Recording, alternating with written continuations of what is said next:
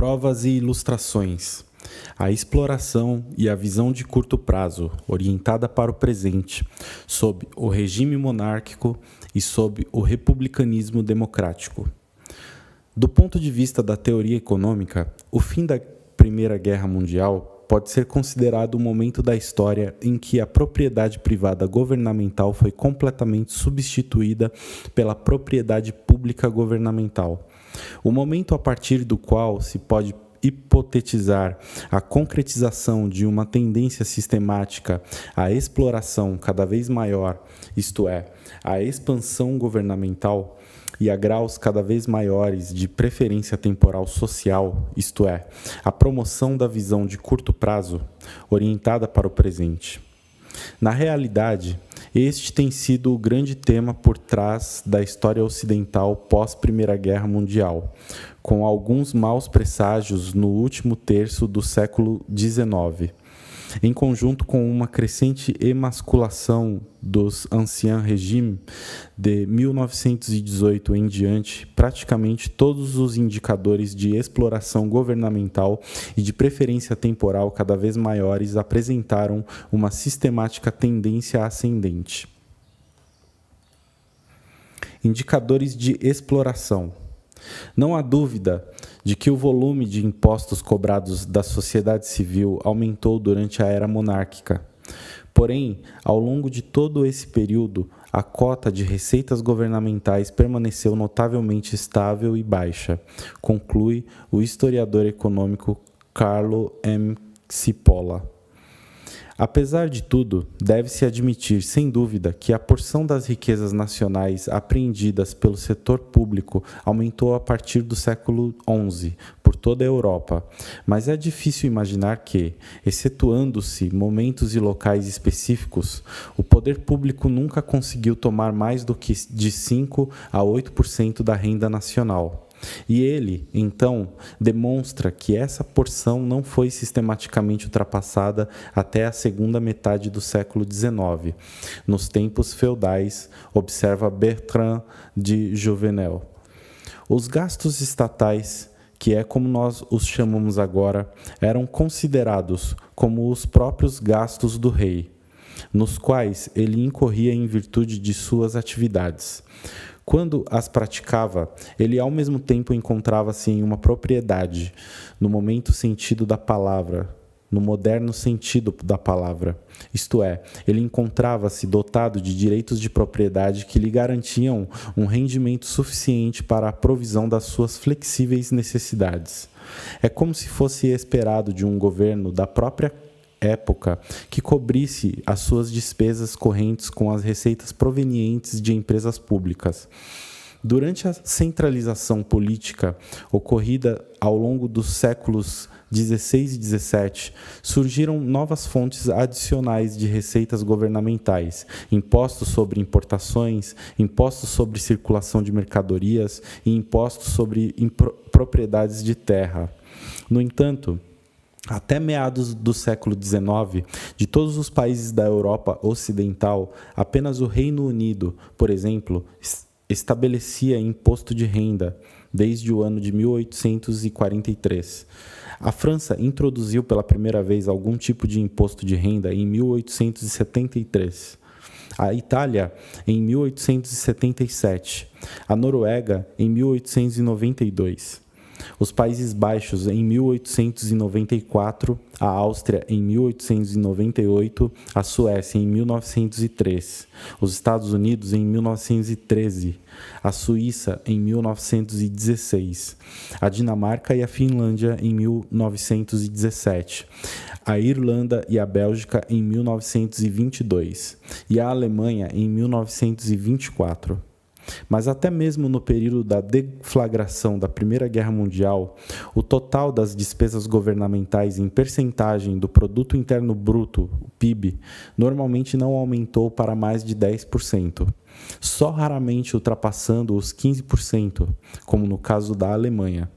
Em nítido contraste com o início da Guerra Republicano-Democrática, as despesas governamentais totais em percentagem do PIB normalmente aumentaram de 20% para 30% no decorrer das décadas de 1920 e de 1930, e elas, em meados da década de 1970, em geral, atingiram 50%. Também não há dúvida de que aumentou o número total de empregados governamentais durante a era monárquica. Contudo, até o final do século XIX, os funcionários do governo raramente ultrapassavam 3% do total da força de trabalho. Os ministros e os parlamentares reais, em geral, não recebiam salários financiados pelo poder público. Esperava-se que eles se sustentassem com os seus rendimentos privados. Em contraste com o avanço do processo de democratização, eles se tornaram funcionários assalariados, sendo aumentando desde então o número de empregados governamentais. Na Áustria, por exemplo, o número de funcionários governamentais em percentagem da força de trabalho aumentou de menos de 3% em 1900 para mais de 8% em 1920 e para quase 15% em meados da década de 1970. Na França, esse número passou de 3% em 1900 para 4% em 1920 e para cerca de 15% em meados da década de 1970.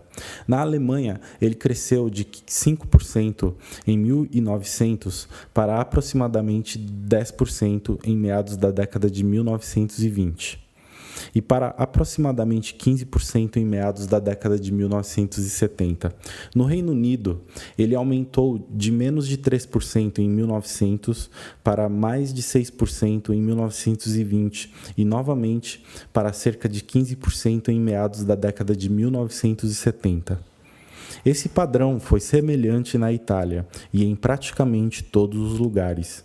Apenas na diminuta Suíça, em meados da década de 1970, o número de empregados governamentais ainda era um pouco inferior a 10% da força de trabalho. Da análise da inflação e dos dados sobre a oferta de moeda, emerge um padrão similar. O mundo monárquico era geralmente caracterizado pela existência de uma moeda mercadoria, geralmente ouro ou prata, e, por fim, após o estabelecimento ao longo dos séculos XVII e XVIII de um mercado mundial unificado e integrado pelo padrão ouro internacional. Um padrão de moeda mercadoria torna difícil para um governo inflar a oferta de moeda. Ao monopolizarem a produção de moeda e envolverem-se em uma prática sistemática de clipagem monetária, degradação da moeda, os reis fizeram o melhor que podiam para enriquecerem à custa do público. Também houve tentativas de criar moedas fiduciárias irredimíveis. Na verdade, analisando-se, por exemplo, a história do Banco da Inglaterra desde a sua criação em 1694, encontram-se suspensões periódicas do pagamento em espécie.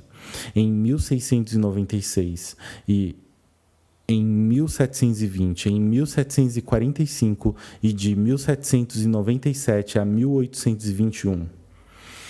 Mas essas experiências de moedas fiduciárias associadas em especial com o Banco de Amsterdã, com o Banco da Inglaterra e John Law, e com o Banco Real da França, Banque Royale, consistiram em raros eventos regionais que rapidamente terminaram em catástrofes financeiras, como o colapso da Mania das Tulipas holandesa em 1637 e a bolha do Mississippi e a bolha do Mar do Sul em 1720. Os governantes monárquicos bem que tentaram, mas não conseguiram obter sucesso em estabelecer monopólios de moedas puramente fiduciárias, isto é, de papel moeda irredimível, que pode ser criado praticamente a partir do nada, virtualmente sem custo algum. Nenhum indivíduo particular, nem mesmo um rei, podia ser investido com um extraordinário monopólio como esse. Foi apenas sob as condições do republicanismo democrático, de governantes anônimos e impessoais, que essa façanha conseguiu ser realizada. Durante a Primeira Guerra Mundial, bem como durante as guerras anteriores, os governos beligerantes destruíram o padrão ouro. Em toda a Europa, o resultado foi um aumento dramático na oferta de papel moeda. Especialmente na Alemanha derrotada, na Áustria e na Rússia soviética, emergiram condições hiperinflacionárias no imediato rescaldo da guerra. Porém, ao contrário das guerras anteriores, a Primeira Guerra Mundial não terminou com o retorno do padrão ouro. Ao invés disso, a partir de meados da década de 1920 até o ano de 1971, interrompido por uma série de crises monetárias internacionais, um pseudo-padrão ouro, o padrão ouro câmbio, Gold Exchange Standard, foi implementado. Em síntese, apenas os Estados Unidos redimiam dólares em ouro e, de 1933 em diante, após a abolição do padrão ouro no mercado interno, os Estados Unidos da América o faziam somente em relação aos bancos centrais estrangeiros. A Grã-Bretanha redimia libras em dólares, ou, raramente, em barras de ouro em vez de moedas de ouro. E o resto da Europa redimia suas moedas em libras. Em virtude disso, como reflexo da hierarquia internacional de poder que passou a existir depois do fim da Primeira Guerra Mundial, o governo dos Estados Unidos agora inflacionava dólares de papel em cima do ouro. O governo da Grã-Bretanha inflacionava libras de papel em cima de dólares inflacionados, e os governos dos demais países europeus inflacionavam as suas moedas de papel em cima de dólares ou libras inflacionados, e, depois de 1945, somente em cima de dólares. Finalmente, em 1971, com reservas de dólares cada vez maiores acumuladas nos bancos centrais europeus e com o perigo iminente de uma corrida para as reservas de ouro americanas, até mesmo o último remanescente do padrão ouro internacional foi abolido. Desde então, e pela primeira vez na história, o mundo inteiro adotou um sistema de moedas puramente fiduciárias, de moedas governamentais de papel de livre flutuação. Como resultado, desde o início da era republicano-democrática, inicialmente sob um pseudo-padrão ouro, a partir do ano de 1971, em um ritmo acelerado sob um padrão de moeda governamental, uma aparente tendência secular permanente à inflação e à desvalorização monetária passou a existir. Ao longo da Guerra Monárquica, com a moeda mercadoria em grande parte fora do controle do governo, o nível de preços em geral caiu, sendo aumentado o poder de compra do dinheiro, exceto durante os períodos de guerra ou de descoberta de ouro. Vários índices de preços na Grã-Bretanha, por exemplo, indicam que os preços eram substancialmente menores em 1760 do que foram centenas de anos atrás. E, em 1860, eles eram mais baixos do que foram em 1760. Conectados por um padrão ouro internacional, o desenvolvimento em outros países foi semelhante. Em nítido contraste, durante a era republicano-democrática, com o centro financeiro mundial deslocado da Grã-Bretanha para os Estados Unidos, tendo esse o papel de estabelecer a tendência monetária internacional, emergiu um padrão muito diferente. Antes da Primeira Guerra Mundial, o índice de preços de produtos no atacado nos Estados Unidos, logo após o fim da Guerra de Secessão, em 1868, caiu de 125 para baixo de 80 em 1914.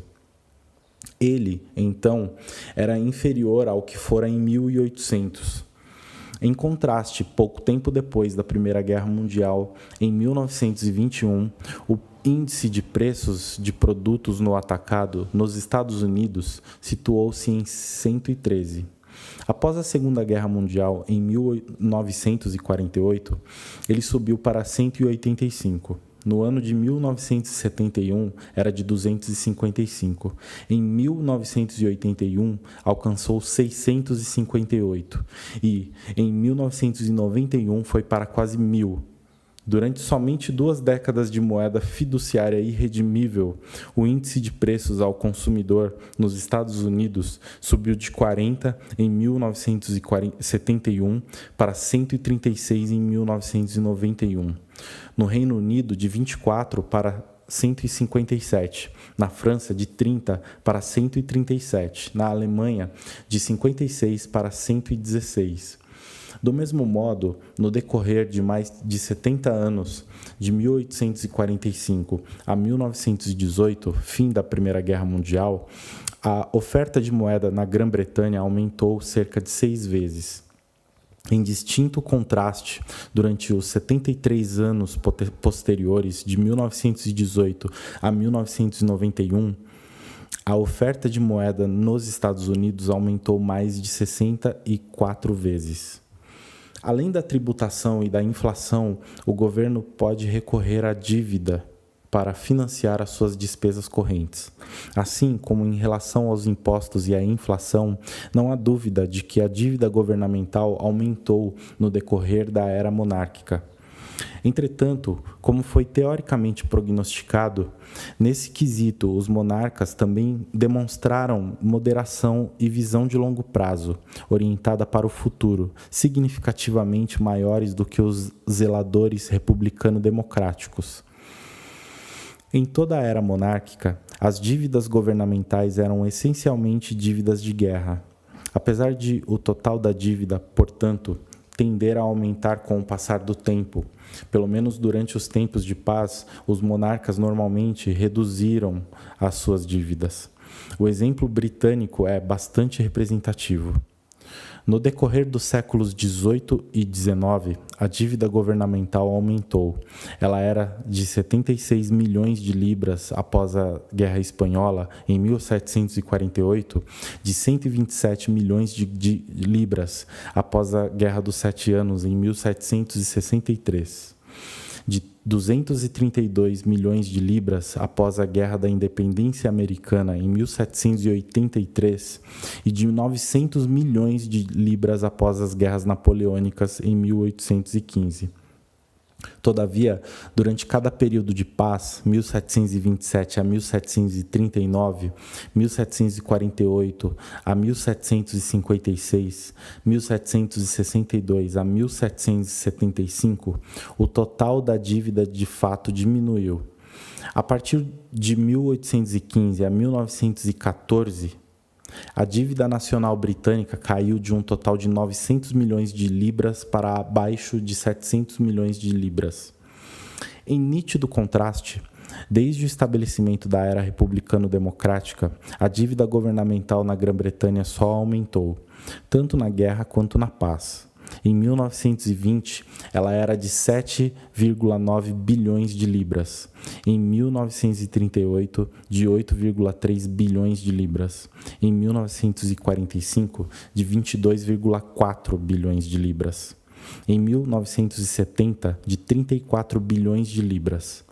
E ela, desde então, foi aumentando até chegar, em 1987, a mais de 190 bilhões de libras. Da mesma forma, a dívida governamental nos Estados Unidos aumentou tanto na guerra quanto na paz. A dívida do governo federal após a Primeira Guerra Mundial, em 1919, era de aproximadamente 25 bilhões de dólares. Em 1940, era de 43 bilhões de dólares. Depois da Segunda Guerra Mundial, em 1946, ela fixou-se em cerca de 270 bilhões de dólares. Em 1970, subiu para 370 bilhões de dólares. Em 1971 em diante, sob um regime de moeda puramente fiduciária, ela literalmente explodiu. Em 1979, era de aproximadamente 840 bilhões de dólares. Em 1985, era de mais de 1,8 trilhão. Em 1988, chegou a quase 2,5 trilhões. Em 1992, ultrapassou 3 trilhões de dólares. Atualmente, ela encontra-se em aproximadamente 6 trilhões de dólares. Por fim, pode-se notar a mesma tendência à maior exploração e à maior visão de curto prazo, orientada para o presente, quando se examinam a legislação e a regulação governamentais. Durante a era monárquica, com uma clara distinção entre os governantes e os governados, o rei e o parlamento europeu encontravam-se submetidos à lei. Eles, na condição de juízes ou de júri, aplicavam a lei pré-existente. Eles não criavam a lei. Escreve Bertrand de Jouvenel. O monarca era visto apenas como um juiz e não como um legislador. Ele fazia os direitos subjetivos serem respeitados e os respeitava ele mesmo. Ele conhecia a existência desses direitos e não negava que eles eram anteriores à sua autoridade. Os direitos subjetivos não eram usufruídos por meio de uma precária concessão, mas eram em si mesmos propriedade absoluta. Os direitos do soberano também eram em si mesmos propriedade absoluta. Esses direitos também eram direitos subjetivos, tanto quanto os outros direitos. Não obstante a sua dignidade mais elevada, eles não podiam fazer com que os outros direitos fossem solapados. Com efeito, havia um profundo sentimento de que todos os direitos positivos se entrelaçavam. Se o rei ignorasse o título do moleiro à sua terra, o título do rei ao seu trono poderia ser, por esse motivo, também desconsiderado. A profunda, embora obscura, noção de legitimidade estabelecia uma solidariedade entre todos os direitos. Nenhuma mudança em tais direitos podia ser realizada sem o consentimento dos seus titulares. É certo que a monopolização da lei e da ordem resultou em preços mais elevados ou em menor qualidade dos serviços do que, no caso contrário, em condições competitivas ocorreria. É certo que, ao longo do tempo, os reis empregaram cada vez mais o seu monopólio para o seu próprio proveito. Por exemplo, no decorrer das épocas, eles usaram cada vez mais o seu monopólio da lei e da ordem para perverter a ideia de punição. O objetivo principal da pena era, originalmente, a restituição e a compensação da vítima de uma violação de direitos por parte de um determinado agressor. Sob o governo monárquico, modificou-se cada vez mais esse princípio. Em vez da restituição e da compensação da vítima, deslocou-se o seu sentido. Quem deveria ser restituído e compensado era o próprio rei. Todavia, ao passo que essa prática resultava numa expansão do poder governamental, ela não envolvia a redistribuição de riqueza e de renda no seio da sociedade civil, nem implicava a ideia de que o próprio rei estava isento da incidência das disposições do direito privado. O direito privado ainda era supremo, e com efeito, o início do século XX, Albert V. O. Dicey ainda podia argumentar que, na Grã-Bretanha, por exemplo, não existia uma distinção entre a lei legislada, o direito público e a lei pré-existente, o direito privado. A lei reguladora das relações entre cidadãos privados ainda era considerada fixa e imutável, e os agentes do governo, em suas relações com os particulares, ainda eram considerados sujeitos às mesmas regras e às mesmas leis dos cidadãos comuns. Em nítido contraste sob a democracia com o exercício do poder escondido no anonimato, os presidentes e os parlamentos rapidamente se elevaram acima da lei. Eles se tornaram não só os juízes, mas também os legisladores, os criadores de um novo direito. Nos dias atuais, observa Jouvenel, estamos acostumados a ter os nossos direitos modificados pelas decisões soberanas dos legisladores. O proprietário não se sente surpreso ao ser obrigado a manter um inquilino. O empregador não está menos acostumado a ter de elevar os salários dos seus empregados em virtude dos decretos do poder. Hoje, entende-se que os nossos direitos subjetivos são precários, dependendo da boa vontade da autoridade estatal. Em um desenvolvimento semelhante à democratização da moeda, isto é, a substituição da moeda mercadoria privada pelo papel moeda governamental e a sua consequência, inflação e maior incerteza financeira, a democratização da lei e da aplicação do direito conduziu a uma constante inundação cada vez maior de legislações. Atualmente, o número de atos legislativos e de regulações aprovados pelos parlamentos no decorrer de apenas um único ano é de dezenas de milhares, preenchendo centenas de milhares de páginas, afetando todos os aspectos da vida civil e comercial, o que resulta em uma constante desvalorização de todo o direito e em uma maior insegurança jurídica. Um exemplo típico disso é a edição de 1994 do Código de Regulamentos Federais, Code of Federal Regulations, CFR. A coletânea anual de todas as regulações em vigor do governo federal dos Estados Unidos, o qual é composto por um total de 201 livros, ocupando cerca de 8 metros de prateleiras de uma biblioteca. Só o índice desse código possui 754 páginas. Tal código contém normas relativas à produção e à distribuição de quase tudo quanto se possa imaginar, de aipo, cogumelos e melancias a pulseiras e braceletes, de rótulos de lâmpadas incandescentes a meias e roupas de baixo, de paraquedas, ferro e aço, crimes sexuais em campi universitários, a receitas de anéis de cebola a partir de cebolas picadas, revelando o poder quase totalitário de um governo democrático. Indicadores de visão de curto prazo, orientada para o presente.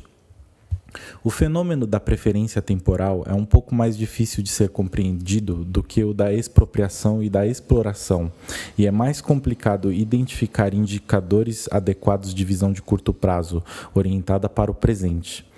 Além disso, alguns desses indicadores são menos diretos, mais suaves do que os de exploração. Mas todos eles apontam para a mesma direção e, juntos, oferecem uma ilustração clara do segundo prognóstico teórico. O governo democrático promove também a visão de curto prazo, orientada para o presente, dentro da sociedade civil. O indicador mais direto da preferência temporal social é a taxa de juros. A taxa de juros é a razão da valorização dos bens presentes em relação aos bens futuros. Mais especificamente, ela indica o prêmio através do qual o dinheiro presente é trocado pelo dinheiro futuro. Uma alta taxa de juros implica maior visão de curto prazo, orientada para o presente. Uma baixa taxa de juros implica maior visão de longo prazo, orientada para o futuro. Sob condições normais, isto é, sob a hipótese de padrões de vida e de rendimentos salariais reais cada vez maiores, pode-se esperar que a taxa de juros esteja em queda e que ela, em última análise, atinja, sem, contudo, jamais alcançar o zero. Pois, com o aumento dos salários reais, a utilidade marginal do dinheiro presente diminui em relação à utilidade marginal do dinheiro futuro. Em virtude disso, sob a hipótese ceteris paribus de um dado padrão de preferência temporal, a taxa de juros deve cair. Assim, a poupança e o investimento aumentarão, os futuros rendimentos reais serão ainda maiores, e assim por diante. De fato, a tendência à queda das taxas de juros caracteriza a tendência suprassecular da humanidade ao desenvolvimento. As taxas mínimas de juros sobre empréstimos seguros e normais eram de aproximadamente 16% no início da história financeira grega, no século VI a.C. Elas caíram para 6% durante o período helenista. Em Roma, as taxas mínimas de juros caíram de mais de 8% durante o período mais antigo da República para 4% durante o primeiro século do Império. Na Europa do século XIII, as taxas de juros mais baixas sobre empréstimos seguros eram de 8%. Em meados do século XIV, elas caíram para cerca de 5%. No século XV, caíram para 4%. No século XVII, passaram para 3%. E, no final do século XIX, as taxas de juros mínimas ainda diminuíram para menos de 2,5%. Essa tendência, de forma alguma, aconteceu suavemente. Ela foi muitas vezes interrompida por períodos, alguns do tamanho de séculos, e de aumento das taxas de juros. No entanto, esses períodos são associados com grandes guerras e revoluções, como a Guerra dos 100 Anos, durante o século XIV, as guerras religiosas do final do século XVI ao início do século XVII, as revoluções americana e francesa e as guerras napoleônicas, do final do século XVIII ao início do século XIX, e as duas guerras mundiais do século XX. Adicionalmente, considerando que taxas de juros mínimas elevadas ou em ascensão indicam, em geral, períodos de padrões de vida baixos ou em declínio, a anuladora tendência oposta a taxas de juros baixas e em queda reflete o processo global da humanidade, o seu avanço evolutivo da barbárie para a civilização. Mais especificamente, a tendência das taxas de juros decrescentes reflete o surgimento do mundo ocidental, o aumento da prosperidade, da visão de longo prazo orientada para o futuro, da inteligência e da força moral dos seus povos e o nível sem precedentes da civilização europeia do século XIX. Então, com esse pano de fundo histórico e de acordo com a teoria econômica, seria de esperar que as taxas de juros do século XX fossem ainda menores do que as taxas de juros do século XIX. Na verdade, existem duas explicações possíveis para o fato de isso não ter sido assim. A primeira possibilidade é que os rendimentos reais do século XX não excederam, ou até mesmo foram menores que os rendimentos reais do século XIX. Entretanto, essa explicação pode ser descartada por razões empíricas, visto que é bastante incontroverso que os rendimentos reais do século XX foram, na verdade, maiores. Portanto, apenas a segunda explicação é válida. Se os rendimentos reais são maiores, mas as taxas de juros não são menores, então a condição ceteris paribus não mais pode ser considerada verdadeira. Em vez disso, o padrão de preferência temporal social deve ter se deslocado para um patamar mais elevado. Ou seja, as características da população devem ter mudado. As pessoas, na média, devem ter perdido força moral e capacidade intelectual e adquirido uma maior visão de curto prazo, orientada para o presente. De fato, este parece ser o caso.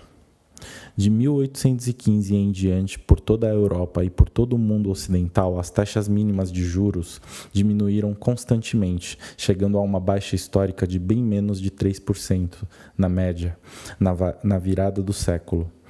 Com o surgimento da era republicano-democrática, essa tendência empacou e mostrou uma mudança de direção, revelando serem a Europa e os Estados Unidos do século XX civilizações em declínio. Uma análise da menor média decenal das taxas de juros na Grã-Bretanha, na França, nos Países Baixos, na Bélgica, na Alemanha, na Suécia, na Suíça e nos Estados Unidos, por exemplo, mostra que, durante a época do período pós-Primeira Guerra Mundial, as taxas de juros na Europa nunca estiveram tão baixas quanto, ou mais baixas do que, as taxas de juros durante a segunda metade do século XIX. Somente nos Estados Unidos, da década de 1950, as taxas de juros ficaram abaixo das taxas de juros verificadas no final do século XIX. Entretanto, este foi apenas um fenômeno de curta duração. Mesmo assim, as taxas de juros nos Estados Unidos não eram inferiores às taxas de juros que existiam na Grã-Bretanha durante a segunda metade do século XIX. Em vez disso, as taxas de juros do século XIX foram, em geral, significativamente maiores do que as taxas do século XIX. Se há alguma coisa que elas apresentaram, então é uma tendência crescente. Essa conclusão não é substancialmente alterada, mesmo que se leve em consideração o fato de que as taxas de juros modernas, em especial desde a década de 1970, incluem um sistemático prêmio inflacionário. Após o ajuste das recentes taxas de juros nominais à inflação, a fim de conceber-se uma estimativa de taxas de juros reais, as taxas de juros contemporâneas mostram-se consideravelmente maiores do que as taxas de juros de 100 anos atrás. Na média, as taxas mínimas de juros de longo prazo na Europa e nos Estados Unidos, hoje em dia, mostram-se acima de 4% e, possivelmente, no patamar de 5%, isto é, acima das taxas de juros na Europa do século XVII e no mesmo patamar ou em patamar superior das taxas de juros no século XV. Da mesma forma, as atuais taxas de poupança nos Estados Unidos, por volta de 5% do rendimento disponível, não são maiores do que as taxas de poupança de 3 séculos atrás e em um país muito mais pobre, a Inglaterra do século XVII. Paralelamente a esse desenvolvimento, refletindo um aspecto mais específico do mesmo fenômeno subjacente de preferências temporais elevadas ou crescentes, os indicadores de desagregação familiar de famílias disfuncionais apresentaram um aumento sistemático. Até o final do século XIX, a maior parte dos gastos públicos, geralmente mais da metade, tipicamente financiava o exército, admitindo-se que as despesas do governo utilizavam 5% da riqueza nacional. O montante de gastos militares significava o uso de 2,5% da riqueza nacional. O resto era usado para as despesas com a administração pública. As despesas com a proteção social ou a caridade pública eram insignificantes.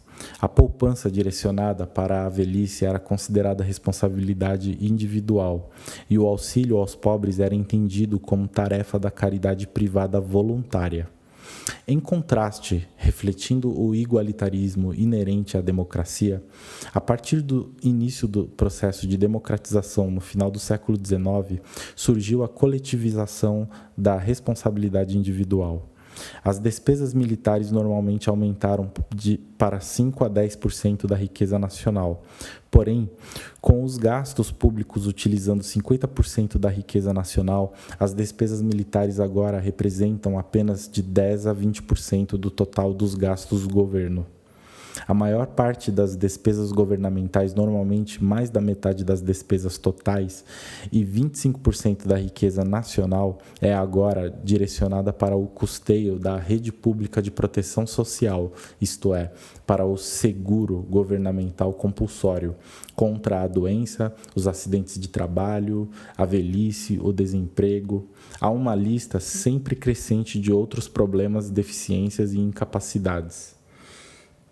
Assim, pelo fato de os indivíduos serem cada vez mais aliviados da responsabilidade de arcarem com os custos da sua saúde, da sua segurança e da sua velhice, o alcance e o horizonte temporal das ações provedoras privadas foram sistematicamente reduzidos.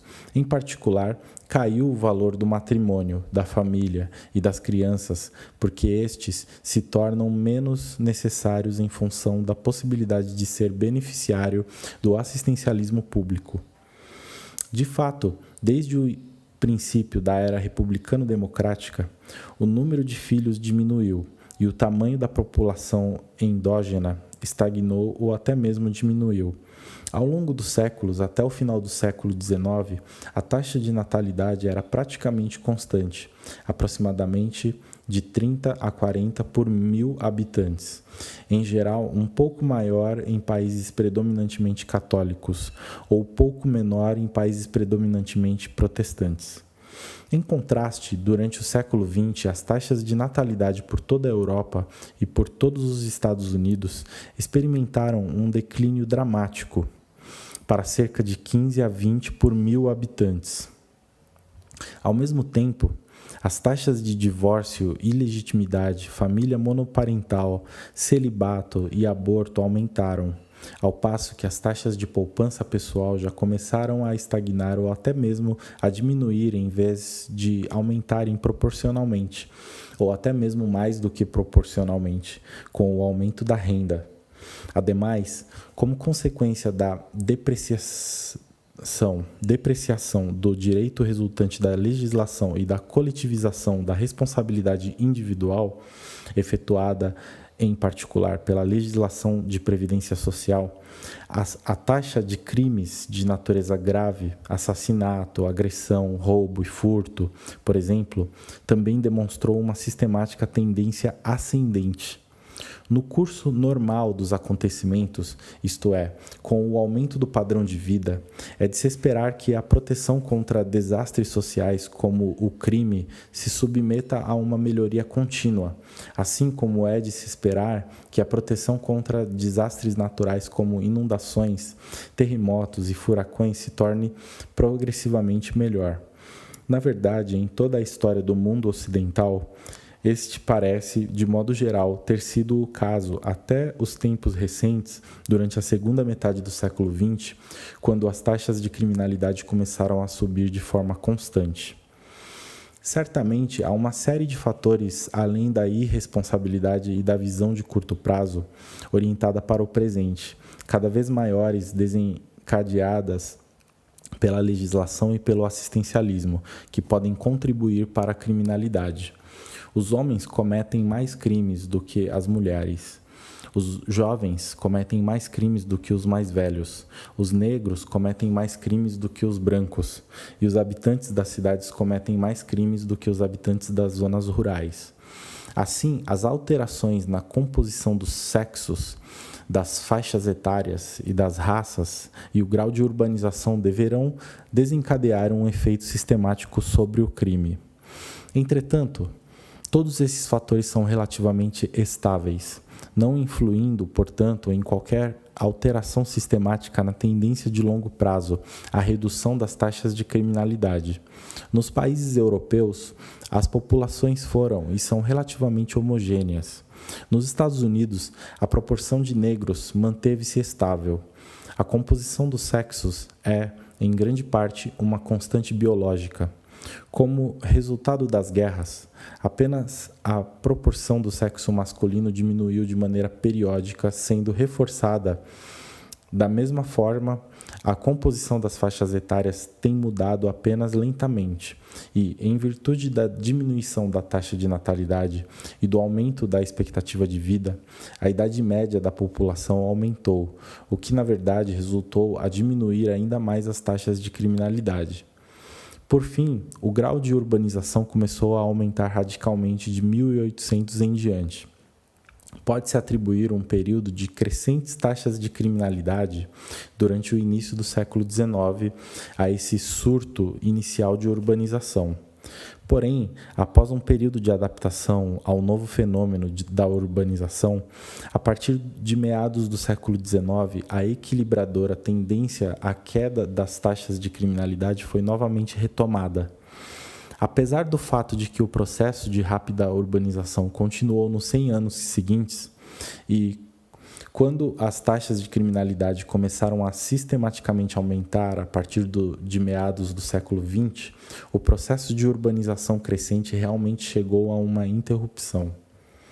Verifica-se, portanto, que o fenômeno do aumento dos índices de criminalidade somente pode ser explicado pelo processo de democratização, por um crescente grau de preferência temporal social, por uma crescente perda, tanto em termos intelectuais quanto em termos morais, de responsabilidade individual, e por uma diminuição do respeito por todas as leis, isto é, relativismo moral, estimulada por inabaláveis enchentes de legislações.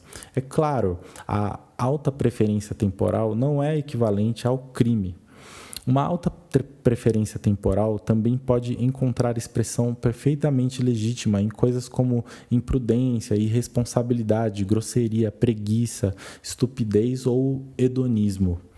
Existe, contudo, uma relação sistemática entre a alta preferência temporal e o crime, pois, para obter uma renda no mercado, um mínimo de planejamento, paciência e sacrifício é necessário. É preciso trabalhar por um tempo antes de ser pago. Em contraste, a maioria das atividades criminosas graves, como homicídio, agressão, estupro, assalto à mão armada, furtos e roubos, não requerem tal disciplina. A recompensa do agressor é tangível e imediata, mas o sacrifício, a possível punição, reside no futuro incerto. Assim, se o grau social de preferência temporal é maior, pode-se esperar que, em especial, aumente a frequência dessas formas de comportamento agressivo, como de fato aconteceu. Conclusão: monarquia, democracia e a ideia de ordem natural. Então, a partir da vantajosa perspectiva da elementar teoria econômica e à luz das evidências históricas, uma visão revisionista da história moderna toma forma e substância. A economia ortodoxa da história, segundo a qual a humanidade marcha continuamente para frente, rumo a níveis cada vez maiores de progresso, está incorreta. Sob o ponto de vista daqueles que preferem menos exploração a mais exploração e que valorizam a visão de longo prazo, orientada para o futuro, e a responsabilidade individual, mais do que a visão de curto prazo, orientada para o presente, e a irresponsabilidade individual, a transição histórica da monarquia para a democracia representa, na verdade, declínio civilizatório, e não progresso. E esse veredito não se altera mesmo que sejam incluídos outros ou mais indicadores. Muito pelo contrário. Sem dúvida, o mais importante indicador de exploração e de visão de curto prazo orientado para o presente, que não foi discutido neste capítulo, é a guerra. No entanto, se for incluído esse indicador, o desempenho relativo dos governos republicano-democráticos demonstra ser ainda pior, e não melhor. Além de exploração e degradação social maiores, a transição da monarquia para a democracia engendrou uma mudança crucial, da guerra limitada para a guerra total. O século XX, a era da democracia, deve ser classificado entre os períodos mais sangrentos e assassinos de toda a história humana. Portanto, surgem inevitavelmente duas perguntas finais.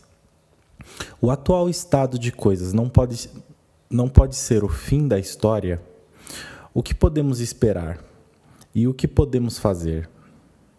Quanto à primeira questão, a resposta é breve. No final do século XX, o republicanismo democrático nos Estados Unidos e em todo o mundo ocidental parece ter esgotado os fundos de reserva que foram herdados do passado. Por décadas, até o boom da década de 1990, os rendimentos reais estagnaram ou até mesmo caíram. A dívida pública e o custo dos sistemas de previdência social conduziram à perspectiva de um iminente descalabro econômico. Ao mesmo tempo, os conflitos sociais e o desmoronamento social atingiram perigosos patamares. Se a tendência à exploração e a visão de curto prazo, orientada para o presente, cada vez maiores, permanecerem em seu curso atual, os estados democráticos ocidentais de bem-estar social entrarão em colapso. Assim como ocorreu com as repúblicas socialistas populares do leste europeu no final da década de 1880. Assim, resta a segunda pergunta: o que podemos fazer a partir de agora para impedir que o processo de declínio civilizatório complete o seu percurso rumo a uma catástrofe econômica e social? Acima de tudo, a ideia da democracia e da regra da maioria deve ser deslegitimizada. Em última instância, o curso da história é determinado pelas ideias, sejam elas verdadeiras ou falsas. Assim como os reis não podiam exercer o seu domínio a menos que a maioria da opinião pública aceitasse esse domínio como legítimo, os governantes democráticos não podem manter-se no poder sem o apoio ideológico da opinião pública. Da mesma forma, a transição do governo monárquico para o governo democrático deve ser explicada fundamentalmente como uma mera mudança na opinião pública. De fato, até o final da Primeira Guerra Mundial, a esmagadora maioria da opinião pública na Europa aceitava os governos monárquicos como legítimos. Nos dias de hoje, quase ninguém o faria. Pelo contrário, a ideia do governo monárquico é considerada ridícula, risível. Em virtude disso, deve-se considerar impossível um retorno ao ancião regime. Tudo indica que a legitimidade do governo monárquico foi irremediavelmente perdida. O retorno à monarquia não seria uma solução verdadeira e adequada. Os governos monárquicos, sejam quais forem os seus méritos relativos, praticam a exploração e contribuem para a promoção da visão de curto prazo, orientada para o presente. Ao invés disso, a ideia do governo republicano democrático deve ser reputada como igualmente, se não mais, ridícula e risível, sendo ele identificado como a fonte do contínuo processo de descivilização. Todavia, ao mesmo tempo, e ainda mais importante, uma alternativa positiva para a monarquia e a democracia, a ideia de uma ordem natural, deve ser delineada e compreendida. Por um lado, isso implica o reconhecimento de que a verdadeira fonte da civilização humana não se encontra na exploração, tanto na do governo monárquico, tanto na do governo republicano democrático, mas sim na propriedade privada, na produção e nas trocas voluntárias. Por outro lado, isso envolve o reconhecimento de um insight sociológico fundamental, o qual, aliás, também ajuda a identificar de modo preciso onde a oposição histórica à monarquia se equivocou. A manutenção e a preservação de uma economia baseada na propriedade privada e nas trocas voluntárias exigem, como pressuposto sociológico, a existência de uma elite natural voluntariamente reconhecida, uma nobilitas naturalis. O resultado natural das transações voluntárias entre vários proprietários privados é, decididamente, não igualitarista, hierárquico e elitista. Em consequência da enorme diversidade de talentos humanos em todas as sociedades, sejam quais forem os seus graus de complexidade, algumas pessoas rapidamente adquirem o status de elite, devido às suas realizações superiores em termos de riqueza, sabedoria e coragem, havendo, inclusive, uma combinação de ambos. Alguns indivíduos chegam a possuir uma autoridade natural, e as suas opiniões e os seus julgamentos desfrutam um respeito generalizado. Além disso, em função do acasalamento e do casamento seletivos e das leis de herança civil e genética, as posições de autoridade natural têm maior probabilidade de se situarem dentro das linhagens de algumas famílias nobres. É aos chefes dessas famílias com um histórico longamente estabelecido de grandes realizações, de visão de longo prazo, orientada para o futuro, e de exemplar conduta pessoal, que os homens se dirigem para solucionarem os seus conflitos e as suas queixas uns contra os outros. E são esses líderes da elite natural, os indivíduos que normalmente atuam como juízes e pacificadores, muitas vezes gratuitamente, a partir de um senso de obrigação exigido e esperado de uma pessoa de autoridade, ou até mesmo a partir de uma íntegra preocupação pela justiça civil, na condição de um bem público, privadamente prestado e provido. Na verdade, a origem endógena da monarquia, em oposição à origem exógena por meio da conquista, só pode ser compreendida no contexto de uma ordem prévia das elites naturais. O pequeno, porém decisivo, passo na transição para o governo monárquico, isto é, o pecado original, consistiu precisamente na monopolização da função de juiz e pacificador. Esse passo foi tomado depois de um único membro da elite natural voluntariamente reconhecida, o rei, ter insistido, com a oposição dos outros membros da elite social, que todos os conflitos dentro daquele determinado território fossem trazidos para diante dele e as partes em conflito não escolhessem qualquer outro juiz ou pacificador que não fosse ele. A partir desse momento, a lei e a aplicação da lei se tornaram mais caras. Ao invés de serem oferecidas gratuitamente ou mediante pagamento voluntário, elas passaram a ser financiadas através de pagamentos compulsórios, impostos. Ao mesmo tempo, deteriorou-se a qualidade da lei. Ao invés de defender o direito pré-existente e aplicar os universais e imutáveis princípios da justiça, os juízes monopolistas, os quais não temem perder clientes em decorrência de não serem imparciais em suas decisões, puderam sucessivamente alterar a lei existente em proveito próprio. Foi, em grande medida, pelo preço inflacionado da justiça e pelas perversões da lei pré-existente por parte dos reis que surgiu a motivação da histórica oposição à monarquia. Entretanto, prevaleceram noções confusas acerca das causas desse fenômeno. Houve aqueles que corretamente concluíram que o problema residia no monopólio, não nas elites ou na nobreza. Mas eles se encontravam em número muito menor em relação àqueles que erroneamente culpavam o caráter elitista dos governantes pelo problema. Em consequência disso, esses indivíduos se empenharam em manter o monopólio da lei e da aplicação da lei, tão somente substituindo o rei e a visível pompa real pelo povo, e pelas supostas modéstia e decência do homem comum. Daí o sucesso histórico da democracia. Ironicamente, a monarquia foi então destruída pelas mesmas forças sociais que os reis instigaram quando começaram a impedir as autoridades naturais concorrentes de atuarem como juízes. A fim de superar a resistência delas, os reis normalmente alinhavam-se com o povo, com o homem comum, apelando ao sentimento sempre popular da inveja. Os reis prometiam ao povo uma justiça melhor e mais barata em troca, e à custa da tribulação dos seus próprios pares, isto é, dos concorrentes dos reis, minando a sua reputação. Quando as promessas dos reis revelaram-se vazias, conforme estava previsto, os mesmos sentimentos igualitários que eles cortejaram voltavam-se agora contra eles. Afinal de contas, o próprio rei era um membro da nobreza. Como resultado da exclusão de todos os outros juízes, a sua posição se tornou apenas mais elevada e elitista, e a sua conduta apenas mais arrogante.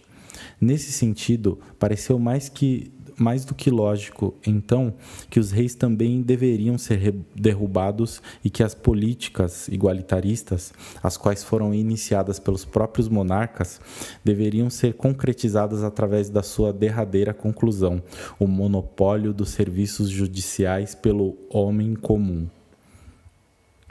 Como era previsível, tal como foi anteriormente explicado e ilustrado em detalhes, a democratização da lei e da aplicação da lei, a substituição do rei pelo povo, contudo, tornou as coisas ainda piores.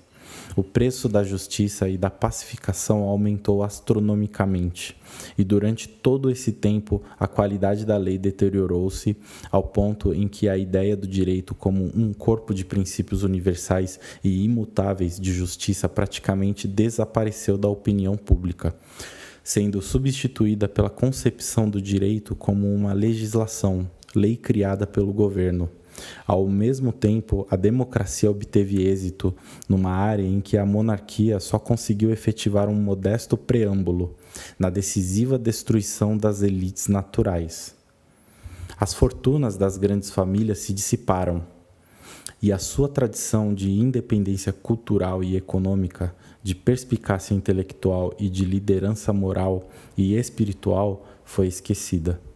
Ainda existem homens ricos hoje em dia, mas eles muito frequentemente devem a sua fortuna direta ou indiretamente ao Estado. Assim, tais homens se encontram muitas vezes mais dependentes de contínuos favores estatais do que as pessoas de menor riqueza. Eles, normalmente, não mais são os chefes de famílias proeminentes há muito estabelecidas, mas sim aquilo que se chama de novos ricos, novo rich. A sua conduta não é marcada por virtude, dignidade ou gosto especiais. Ela é um reflexo da cultura proletária de visão de curto prazo, orientada para o presente, de oportunismo e de hedonismo, a qual os ricos agora compartilham com todos os demais. Em virtude disso, os seus pontos de vista não influenciam a opinião pública mais do que os de qualquer outros indivíduos.